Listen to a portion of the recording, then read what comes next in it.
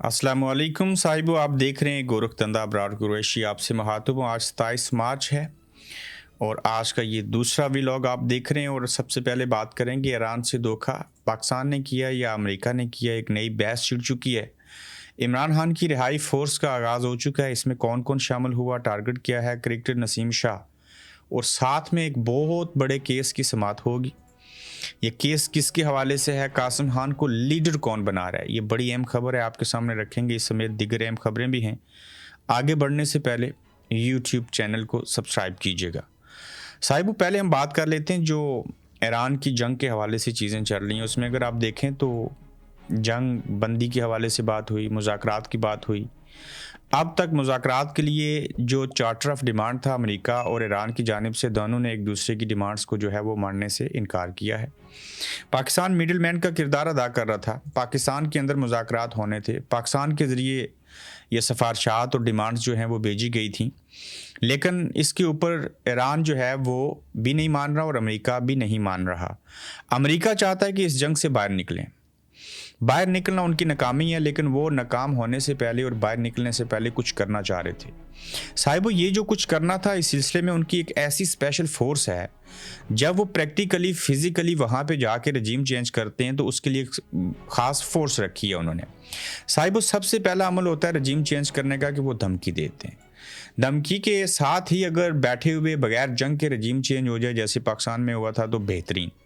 अगर ना हो तो धमकी के बाद वो अमली काम शुरू करते हैं और पहला अमल ये करते हैं कि वो जाके वेनेजुएला के शायद सदर को उठा लें। अगर नहीं उठा सकते, वहाँ अंदर नहीं जा सकते, कोई मसला है, तो फिर वो हमले करते हैं। हमले करके वहीं ही के अवाम को जो है वो उकसाते हैं, उनके खिलाफ करते हैं। जब उनके खिलाफ करते हैं तो वो अवाम बाहर निकलते हैं। अदम एतमाद पैदा होता है, अदम इस्तेकाम पैदा होता है, जिसकी वजह से वहाँ पे रजीम चेंज करने में आसानी होती है। फिर सबसे बड़ा अमल ये होता है साहिबों के एयरफोर्स के ज़रिए बमबारी की जाती है, सिस्टम तहस नहस किया जाता है, लीडरशिप को मार दिया जाता है। लीडर भाग जाते हैं या धोखा दे देते हैं अपनी आवाम को, या आवाम भी डर जाते हैं, चुप जाते हैं। यहाँ पे बमबारी हुई, सारी चीज़ें हुई, धमकी दी गई, अंदर घुसने की कोशिश की गई, लेकिन अवाम खड़े हो गए, अवाम डट गई। साहिबो, लीडरशिप भी दुनिया से चली गई, शहीद हो गई, लेकिन उसके बावजूद नई लीडरशिप आई और उन्होंने पहले से भी सख्त फैसले किए। साहिबो, रजीम चेंज करने के लिए जो सबसे आखिरी मोर्का और बड़ा मार्का होता है वो ये होता है कि आप एक स्पेशल फोर्स रखी है, जिसको बड़े खसूसी तैयारों के ज़रिए 5 से 10 हज़ार फोर्स जो थी वो अमेरिका ने ईरान के अंदर दाखिल करनी थी। अब जब ऐसे अमल हुआ, डोनाल्ड ट्रंप ने ऐलान किया, एक तरफ मुज़ाकरात हो रहे थे, तो उधर ईरान ने क्या किया और ईरान को बड़ी कामयाबी हासिल हुई। वो ये हुई कि ईरान ने ऐलान किया कि जो जो लोग रज़ाकाराना तौर के ऊपर इस जंग का हिस्सा बनना चाहते हैं, वो लोग जो हैं वो आएँ और इंदराज करवाएं। साहिबो, चंद ही दिनों में और चंद घंटों के अंदर ईरान के अंदर 10 लाख नए लोग जो थे वो फौज में शामिल हो गए। एक तरीके से नई 10 लाख लोगों की, यानी कि 1 मिलियन लोगों की फौज बन गई। अब ये फौज इसलिए थी कि अगर अमेरिका वाले 10,000 भेज रहे हैं तो 9 करोड़ की आबादी हमारे मुल्क की, तो हम भी अपनी फौज और तैयार कर लें। तो फिर कुछ मीम्स बनाई गई, बड़ा मजाक उड़ाया गया, सारी चीज़ें की गई। और फिर आप देखिए साहिबो, मैं जिस मुल्क बरतानिया में बैठा हूँ, इसने बहुत सारी जंगें लड़ी हैं। इनकी जो सबसे बड़ी जंग है वो फर्स्ट वर्ल्ड वॉर थी 1914 में। दूसरी थी 1940 टू 1945 सेकंड वर्ल्ड वॉर। ये जंग जो थी उन्होंने फ्रांस के ख़िलाफ़ लड़ी, जर्मनी के साथ भी उन्होंने जंगें लड़ी। हुआ कुछ यूँ साहिबों कि उस जंग के बाद बरतानिया के अंदर से 70% जो मर्द थे वो उसमें जान से चले गए।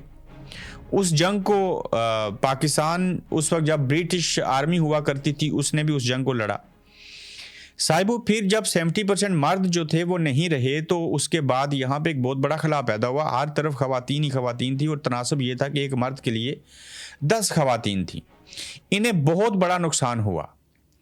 जब वो नुकसान हुआ तो उसके बाद ये अमल हुआ कि इन्होंने जो कॉमनवेल्थ कंट्रीज़ के ममालिक थे, जैसे 12-14 लाख कश्मीरी हैं बरतानिया के अंदर, कुल मिला के पाकिस्तानी और कश्मीरी तकरीबन 22 से 24 लाख हैं। भारत से हैं, श्रीलंका से हैं, तमाम ममालिक से हैं जो कॉमनवेल्थ के हैं।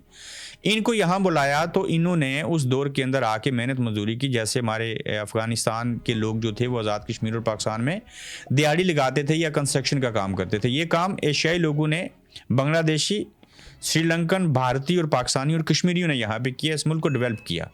डेवलप करने से पहले यहाँ के हालात ये थे कि एक टॉयलेट थी 25 लोगों के लिए, बल्कि एक गाँव के लिए। साहिबो एक घर के अंदर 25 लोग रहा करते थे।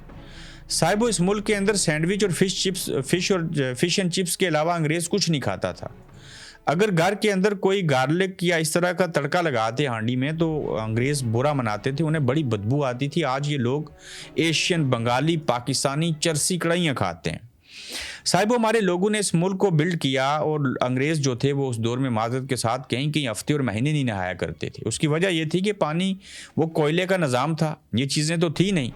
तो लेट 70s या अर्ली 70s में ये मुल्क डेवलप होना शुरू हुआ, तो जंगों के ये असरात हुआ करते हैं। साहिबो इस जंग ने, सेकंड वर्ल्ड वार ने पाकिस्तान को आज़ादी दिलवाई, पता है आपको? सेकंड वर्ल्ड वार ने भारत को आज़ादी दिलवाई। आपको पता है कि पाकिस्तान बनने का ऐलान लेबर पार्टी के उस वक्त के वज़ीर आज़म ने लंदन की ब्रिटिश बरतानवी पार्लियामेंट के अंदर बैठ के किया था। लेकिन आप हैरान होंगे कि ये मैं क्या कह रहा हूँ कि सेकंड वर्ल्ड वॉर ने कैसे आज़ादी दिलवाई पाकिस्तान को। साहिबो एक तो मैंने हालात आपके सामने रखे कि किस तरीके से इस मुल्क के अंदर जो था वो बिगाड़ पैदा हुआ, मर्द जो थे वो उस तरफ चले गए, बरतानिया कमज़ोर हुआ। और जब ये कमज़ोर हुआ तो 1940 to 1945 जब ये जंग हुई तो उस वक्त तो पाकिस्तान नहीं बना था। पाकिस्तान तो उसके 2 सालों के बाद बना, 1947 में 14 अगस्त को। तो जब इनके अपने हालात ठीक नहीं थे तो इन्होंने जो रजीम चेंज कर रखी थी, जो 200 साल मुत्तहिदा हिंदुस्तान के ऊपर हुकूमत कर रहे थे, तो इस तरीके से देखा जाए तो हमें आज़ादी दिलवाने वाले तो जर्मनी वाले हैं। हिटलर का रोल है माजरत के साथ। अगर वो इनका, भले वो जंग बरतानिया जीता था, लेकिन अगर इनका इतना नुकसान और चीज़ें ना होती, ये माली तौर के ऊपर कमज़ोर ना होते, तो शायद ये कई 100 साल और रूल करते। तो ये दुनिया की एक ऐसी तल हकीकत है, ये जो जंगें हुआ करती हैं ये बड़े असरात छोड़ती हैं। किसी के लिए मुस्बत असरात छोड़ती हैं और किसी के लिए मनफी असरात छोड़ती हैं। आप देखें कि जो अबनाए हुर्मज़ है वहाँ से लाले पड़े हैं अमेरिका को, दीगर ममालिक को, जो जो जंग में शामिल थे उनको पेट्रोल, तेल, डीजल नहीं दिया जा रहा। अब साहिबो कुछ ये हुआ कि पता करना है कि ईरान के साथ धोखा जो है ये अमेरिका ने किया या पाकिस्तान ने किया। ट्रंप ने ऊपर से इल्ज़ाम लगा दिया। क्या पाकिस्तान कोई दोहरी चाल चल रहा है? क्या पाकिस्तान मीडिएशन का जो रोल अदा कर रहा था वो सिर्फ अमेरिका के लिए है या ईरान के लिए है? साहिबो ईरान ने पाकिस्तान को इजाज़त दी कि वो जब चाहे, जैसे चाहे, जितने चाहे पेट्रोल, तेल, डीजल जो है वो वहाँ से लेके जा सकता है। अब हुआ कुछ चूँकि ये जो 9 बहरी जहाज़ बनाए हुर्मज़ से गुजरे, उसके ऊपर पाकिस्तान के परचम कुशा थे, परचम लगे हुए थे। ईरान ने पाकिस्तान को ये इजाज़त दी और अब ट्रंप ये कह रहे हैं कि ये जहाज़ हमारे हैं, भले उनके ऊपर पाकिस्तान का झंडा लगा है और हमने ईरान को चकमा दिया है। अगर अमेरिका, डोनाल्ड ट्रंप ने ये कह दिया है, अगर नहीं कहा है, और जहाज़ों की इजाज़त ले जाने की अमेरिका को नहीं, ईरान ने पाकिस्तान को दी थी। ये 9 बहरी जहाज़ जब वहाँ से गुजरे उनके ऊपर पाकिस्तान का झंडा था, वो चले गए, तेल लेके चले गए। तो अब अमेरिका और डोनाल्ड ट्रंप ये कह रहे हैं कि हमने ईरान को धोखा दिया है, चकमा दिया है। तो ईरानी हुकाम शदीद रद्द-ए-अमल का इज़हार करते हुए उसे धोखा करार दे रहे हैं। अगर पाकिस्तान वाकई किसी ऐसे अमल में शामिल है तो ये काबिल फ़िक्र बात है और काबिल रहम बात है और काबिल अफसोस बात है। ईरान ने हमारे ऊपर एतबार किया, ईरान ने हमें इजाज़त दी और हम अपने झंडे लगा के वो तेल अगर अमेरिका को बेच देंगे तो ईरान तो हमें दोबारा से तेल लेने की इजाज़त नहीं देगा, वो तो हमें तेल देगा, फिर पेट्रोल डीजल तो नहीं देगा। तो इसके ऊपर आप क्यों पाकिस्तान की वजारत खारजा जो है वो खामोश है? उसे बयान देना चाहिए। हमारे जहाज़ थे, हमारे झंडे थे, हम नहीं लाया, हम नहीं भेजे थे, हमें ही इजाज़त मिली थी। तो ये डोनाल्ड ट्रंप जो है वो झूठ बोल रहे हैं। लेकिन साहिबो ये कैसे ऐसे कह सकते हैं? ये ट्रंप साहब और वहाँ की जो पेंटागन है वो कोई ट्वीट लिख के देते हैं तो ये उसी तरह से पढ़ते भी नहीं है शायद, और ये हो बहु वैसी ही ट्वीट जो है वो रीट्वीट कर देते हैं और जिन जिन के बारे में कहा जाता है इनको टैग करो, उनको टैग भी कर देते हैं। तो ये तो उनके सामने उफ नहीं कर सकते। लेकिन ईरान के साथ इतना बड़ा धोखा अगर ये पाकिस्तान ने किया और पाकिस्तानी झंडे लगा के पाकिस्तानी इजाज़त को मद्देनज़र रखते हुए 9 बहरी जहाज़ जो ईरान ने इजाज़त दी थी वो गए हैं और ट्रंप ये कहे कि हमने चकमा दिया है, तो फिर तो बात बड़ी काबिल अफसोस है। आइंदा तो ईरान पाकिस्तान को तेल जो है वो नहीं देगा, उसको तो बड़ी सुबकी उठानी पड़ेगी। तो आयतुल्लाह खमनाई साहब की तस्वीर आपने देखी होगी, वो शहादत से कुछ लम्हे पहले, अब कुछ लोग कह रहे हैं उसकी वीडियो भी जारी कीजिए। वो जब जारी करेंगे तो आप देख लेंगे, आपको वैसे भी हर चीज़ के ऊपर शक होता है। वो तस्वीर बड़ी वायरल हुई और वो यकीनन कुरान मजीद या कोई इस्लामी कोई रूहानी किताब ही पढ़ रहे हैं। तो अब भी जब भी आयतुल्लाह खamenei का जो है वो जिक्र होता है तो लोग और मुस्लिम दुनिया जो है वो उनको याद करती है, उनको पसंद करती है। तो एक तरफ वो रजीम बदलने वाली फ़ौज जो थी वो डर गई और दूसरी जानिब ईरान जो था उसने 10 लाख फ़ौज तैयार कर ली। तो लिहाजा ये आज भी आयतुल्लाह खamenei की तस्वीरें इसी तरह से मज़ीद सोशल मीडिया पे आती रही तो ये खौफ खाएंगे। मैं उसकी मिसाल देता हूँ साहिबो, यूक्रेन और रशिया की वॉर हुई, बरतानिया ने साथ दिया, दीगर ममालिक उसमें शामिल थे, बाज़ को तो आप समझ आई। तो उस वक्त बरतानिया के अंदर से जो अंग्रेज़ थे वो बड़े डरे, उनको लगा कि कहीं रशिया जो है वो बरतानिया के ऊपर हमला ना कर दे, तो वो यहाँ से उठ के दुबई जा चले गए। अब तो अलग बात है कि दुबई जो है वो महफूज नहीं है। तो कहने की बात यह है कि जो लोग इस दौर के अंदर जंगों का हिस्सा बनते हैं उन ममालिक की अवाम जो हैं वो इस बात को अच्छा नहीं समझते। वो कहते हैं अमन होना चाहिए, तमाम मज़ाहिब जो हैं वो अमन का दर्स देते हैं। हाँ, ये भी दीन कहता है कि आप अपने घोड़े तैयार रखें, अपनी रस्सी को मजबूती से थामे रखें और अपने मुल्क, कौम और मज़हब के लिए लड़ें। लेकिन यहाँ पे इस दौर में मज़हब के लिए कोई नहीं लड़ रहा, इस दौर में पैसे और ताकत के असूल के लिए लड़ा जा रहा है। वो सलेबी जंगें, वो गज़वा बदर, गज़वा वो जंग, वो जो था वो किसी और मकसद और रसूल के लिए हुआ करता था। लेकिन अब जो दुनिया की जंगों के तौर तरीके हैं वो जहाँ पे बदले हैं, वहीं पे आप देखिए कि कितने बड़े फ्रॉड हैं। ये जो जदीद टेक्नोलॉजी है इसका कितना गलत इस्तेमाल किया जाता है। असल जंग दिमाग की है, दिखाने की है, समझाने की है। तो बहरहाल ये वर्ल्ड ऑर्डर जो है वो बदलता हुआ दिखाई देता है और जंग के हालात अभी तक जारी और सारी हैं। इस सारे अमल में कौन जीतेगा, कौन हारेगा, कौन किस तरफ जाएगा, इस पे बात करेंगे। और पाकिस्तान और भारत में फ़र्क कैसा है ये हमारा अगला नुक्ता होगा। लेकिन उससे पहले हम दो बातें कर लें पाकिस्तान तहरीक इंसाफ के हवाले से। साहिबो, इमरान खान की रिहाई फोर्स का आगाज़ हो चुका है। बच्चे, बूढ़े, जवान, मर्द, ख़वातीन जो हैं वो सारे शामिल हो रहे हैं। आज 27 मार्च है, KPK से इसका आगाज़ किया गया। इसके आगाज़ के अंदर लोगों का जोश और जज्बा देखने को मिला। साहिबो, टारगेट 10 लाख का है। अगर ये 10 लोग पूरे पाकिस्तान से हो गए और उसमें से 30% भी लोग आ गए तो वो 3 लाख बनते हैं। ये कब होगा, कैसे होगा? लेकिन हमने जो विजुअल्स देखे हैं, जो तस्वीर और वीडियोस देखी हैं, उसमें जिन लोगों को गले के इस हिस्से में या किसी जिस्म के हिस्से में गोली लगी थी या डंडे बरसे थे, वो ज़ख्म देख के और उस ज़ख्म की मौजूदगी में, भले वो ज़ख्म भर चुका है, वो कहते हैं कि हम फिर जाएंगे, हम फिर से इस फोर्स का हिस्सा बनेंगे, हम रजिस्टर्ड होंगे, हम हल्फ देंगे कि हम सीने पे गोली खाएंगे और इमरान खान साहब को रिहा करवाएंगे। जिनको पहले गोली लगी, अगर वो नहीं डरे तो नए गोली खाने वाले भी तैयार हैं। तो एक तरफ जंगों के हालात और वाक़यात हैं और दूसरी तरफ हमारे मुल्क के अंदर के हालात हैं। देखिए, नसीम शाह ने ट्वीट की कि आप हमें क्यों कवीन की तरह जो है वो बिहेव करती हैं। मरियम नवाज शरीफ साहिबा के हवाले से कहा, चूँकि तस्वीर वही लगी थी। अब उसके ऊपर प्रेशर पड़ा और कहा गया कि हमारा अकाउंट जो था वो हैक हो गया था, तो इस वजह से ये चीज़ें हुई और हमने कोई ऐसी चीज़ नहीं की थी। साहिबो, ग्राउंड खाली है, PSL के मैचेस हो रहे हैं और किसी भारत के मैच की या किसी और मैच की ऑडियो प्ले करके ना वहाँ पे क्राउड दिखाया जा रहा है, बल्कि सुनाया जा रहा है और महसूस करवाया जा रहा है कि क्राउड मौजूद है।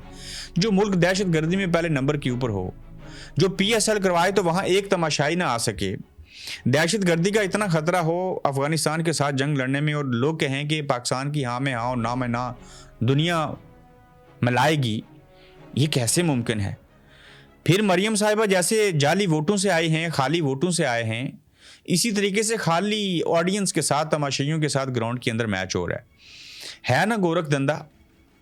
है ना बात सोचने और समझने वाली कि आखिर ये हो क्या रहा है? ना वोट, ना सीटें, ना हुकूमत, ना तमाशाई, ना कुछ और, सब जाली चल रहा है। दूसरी जानिब आप देखिए कि इमरान खान के बेटे को लीडर कौन बना रहा है। मैं कोशिश करूंगा उनकी जो तकरीर है उसका तर्जमा करके उर्दू में तो वो आपके सामने रखूं वॉइस ओवर की शक्ल में। अब एक अननोन इशू को इशू बनाया जा रहा है। साहिबो, ये तस्वीर देखिए कि पाकिस्तान टीवी चैनल्स के ऊपर को 12 स्क्रीनें हैं और इन तमाम स्क्रीनों के ऊपर पहले सियासतदान, हुकूमत, इस्टेब्लिशमेंट सारे लगे हुए थे इसके ऊपर डिस्कस करने के लिए, इनको गंदा करें। कल अगर GSP का स्टेटस बदल जाता है तो ये इमरान खान और उसके बेटे और उनकी जमात के खाते में पड़े। लेकिन ये सारे लोग वजाहत कर चुके हैं कि हमने ऐसे नहीं किया। और आज जो ताजर हैं, जो किसान हैं, जो ताजर हैं, वो प्रेस कॉन्फ्रेंस कर रहे हैं और लाइव TV के ऊपर चल रही है और प्रोपेगेंडा चल रहा है। तो साहिबो, इमरान खान को भी इन्होंने ऐसे लीडर बनाया था। इमरान खान ने जो बातें की थी, ये इकट्ठे हो जाएंगे, एक हो जाएंगे, नेक हो जाएंगे, वैसे ही हुआ। तो आज कासिम खान को इमरान खान लीडर नहीं बनाना चाह रहे, लेकिन ये पीपल्स पार्टी, नून लीग और ये ताजरों की प्रेस कॉन्फ्रेंस इस बात का सबूत है कि कासिम खान बीबीसी से लेके अल जजीरा से पूरी दुनिया में डिस्कस हो रहा है। अगर उसकी तकरीर जो थी वो इतने लोगों ने नहीं देखी थी जितना अब कासिम खान को लीडर बनाने के लिए ये हुकूमत और ये जो रजीम है ये अपना किरदार अदा कर रहे हैं। और यकीन जानिए कि कासिम खान को लीडर बनाने में उनके बाप इमरान खान का इतना किरदार नहीं होगा जितना इनका है। इसलिए कहते हैं ना, ये लोग पढ़े लिखे भी नहीं और गौर व फिक्र भी नहीं करते। तो आप लोग भी बताएं कि क्या ये कासिम खान को लीडर बनाया जा रहा है या उसके ऊपर तनकीद हो रही है। मुझे बताइए कि पीटीआई का कोई सानी है दिफा करने में। उसके बावजूद आप कासिम खान पिछले 4 दिनों से डंडोरा पीट रहे हैं। तो बड़ाई किसकी हो रही है? कासिम खान की हो रही है। आप तो वहीं के वहीं खड़े हैं। कितने बयानियां आए, 9 मई 26 नवंबर, पता नहीं क्या क्या किया, 8 फरवरी इलेक्शन चोरी कर लिया। कोई फर्क पड़ा इमरान खान को? हाँ, कभी कभार उतार चढ़ाव आते हैं, चीज़ें होती हैं, लेकिन ऐसे नहीं फर्क पड़ेगा। फर्क तब पड़ेगा जब आप लोग आपस में नीयत, इरादे, सोच सारा कुछ एक कर लेंगे। बसूरत दिगर वो जेल में है, आप चला लें मुल्क की मैशत, कर लें जंगें, सारी हालात और वाक़यात देखें, तो किसी सूरत भी आप लोग जो हैं वो नहीं जीत सकेंगे। ऐसे नहीं हो सकेगा। इससे पहले नहीं हुआ तो आइंदा भी नहीं होगा। कोई दुनिया का मुल्क एक रेडी वाले को पता है कि जिस मुल्क के अंदर सियासी अदम इस्तेकाम हो वहाँ पे माशी इस्तेकाम नहीं आ सकता। हाँ, जंग होगी तो डॉलर मिलेंगे। बढ़ गया ना, board of peace board of war में बदल गया। कहाँ से पैसे आएंगे? क्या होगा? साहिबो, आज भी पाकिस्तान और ईरान आपस में तजारत अच्छे से करें, मुखलस हो जाएं, सब कुछ छोड़ दें, तो मुल्क की मैशत में इस वक्त अहम किरदार किसका है? टैक्स जमा करने से पहले पेट्रोल और डीजल का। ये रीढ़ की हड्डी की हैसियत रखता है। अगर पाकिस्तान ईरान से ये पेट्रोल डीजल लेना शुरू कर दे, मट्टी का तेल लेना शुरू कर ददे, तो साहिबो हमारे मुल्क के अंदर इतना सस्ता पेट्रोल हो, एक तो वो आवाम को 80 रुपये, 90, 100 या 120 का मिले कंपेयर टू 350 या 321 रुपये के। और अगर आप उनसे 50-60 रुपये पर लीटर अगर आपको पड़ता है और उसको 200 रुपये भी लीटर दें तो हुकूमत को तो फिर भी फ़ायदा होगा, डबल से भी ऊपर। तो हमने अपनी तरजीहात क्या रखनी है? अमेरिका की गुलामी करनी है या अपने इस्लामी मुल्कों के साथ चलना है, या अपना फ़ायदा पहले देखना है? किसी मुल्क की हुकूमत, किसी मुल्क के हुक्मरान जो हैं वो रास्ते मुहार करते हैं और अपनी कौम के लिए सारा कुछ करते हैं, लेकिन यहाँ पे अपनी ज़ात के लिए किया जा रहा है। और आखिरी बात साहिबों, मैं कुछ चीज़ों को स्किप करता हूँ चूँकि व्लॉग काफ़ी लंबा हो गया। जहाँ पे ये पाकिस्तानी ताकतवर शिकंजे में है ना जीएसपी को, स्टेटस को लेके, वहीं पे एक नया केस आया है सामने। साहिबो, आप देखें कि कितना अरसा हो गया है कि पीटीआई या पाकिस्तान तहरीक-ए-इंसाफ के केसेस लगाए जाए इमरान खान साहब की। उनके केसेस नहीं लगाए जा रहे, लेकिन बड़ा केस समाअत के लिए मुकर्रर हो गया। ये केस इमरान खान का ही है, लेकिन ये उनका केस नहीं है। उनके खिलाफ एक बड़ा केस है, वो शहबाज शरीफ साहब की तरफ से जो है उसकी समाअत होने लगी है, और ये हद तक इज़्ज़त वाला केस है। सुप्रीम कोर्ट ने शहबाज शरीफ की जानिब से दायर हद तक इज़्ज़त के केस में बानी चेयरमैन पीटीआई इमरान खान की अपील समाअत के लिए मुकर्रर कर दी। 8 साल से ज़ेर समाअत हद तक इज़्ज़त केस की समाअत जस्टिस हाशिम खान काकड़ की सरबराही में 3 रुकनी बेंच 31 मार्च को समाअत करेगा।